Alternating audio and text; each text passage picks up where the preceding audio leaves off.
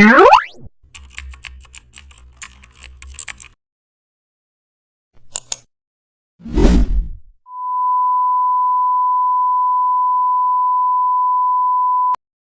back to the channel, and don't forget to like, share and subscribe for more updates.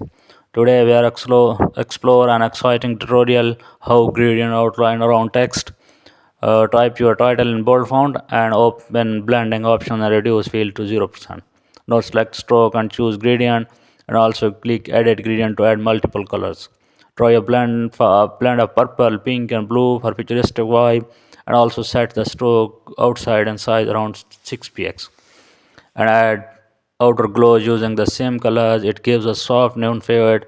Change the background to dark for better contrast.